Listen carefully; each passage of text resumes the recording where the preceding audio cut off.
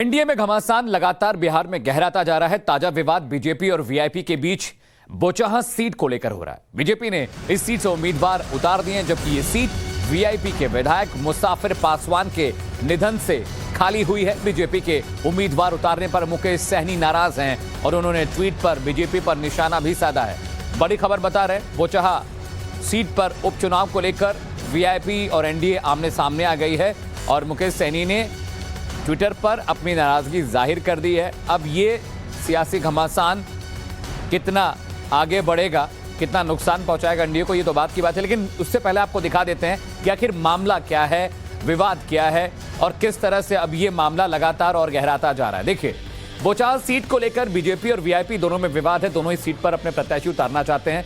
ये जो एनडीए में नया झगड़ा है, हम उसे आपको समझा रहे हैं। दूसरा पॉइंट, अब बोचहा से वीआईपी विधायक का हाल में निधन हुआ है। यह सीट खाली हुई, जिसके बाद यहां उपचुनाव कराने की बातचीत चल रही है। तीसरा पॉइंट, बोचहा सीट पर वीआईपी की दावेदारी थी, लेकिन अब एनडीए अपना उम्मीदवार यहां से उतार रहा है, जिसकी वजह से अब विवाद बढ़ा है।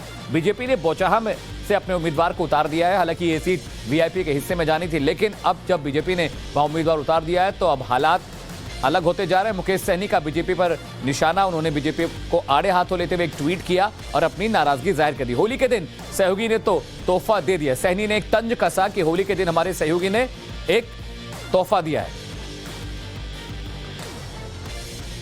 और बिहार एनडीए में कुछ ठीक नहीं चल रहा। झगड़ा, काफी दिन से झगड़ों की खबर आ रही है, मनमेद और मतभेद की खबर आ रही है। सोमवार को नीतीश कुमार विधानसभा में नाराज हुए। वो तस्वीरें हर किसी ने देखी। नीतीश कुमार और स्पीकर में नोकझोंक जमकर हुई।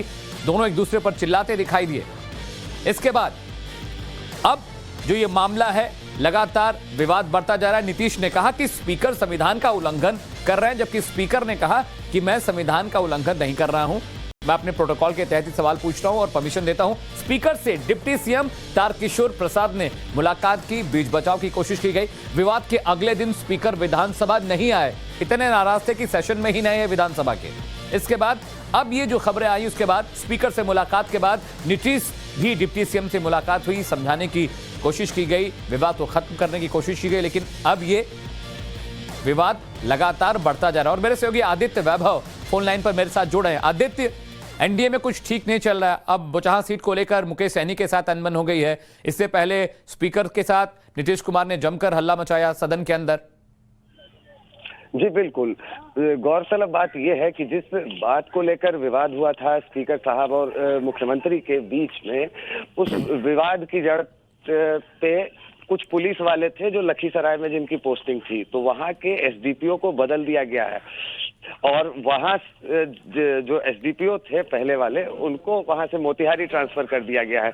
तो एक तरफ जहां नीतीश कुमार ने स्पीकर के सामने अपनी बात कही और जिस तरीके से कही, जिसके बाद काफी बवाल मचा, लेकिन दूसरी तरफ उन्होंने उस डीएसपी को, उस एसडीपीओ को उस जगह से बदल दिया। तो उन्होंने एक तरह से स्पीकर की बात भी मान ली। जाहिर है कि इसका जो फॉलोआउट है वो ऑफ कोर्स एनडीए के बाकी सारे घटकों में भी दिखना शुरू हो गया। और ये जो बोचहा वाली सीट थी, इस पे बहुत डिफरेंट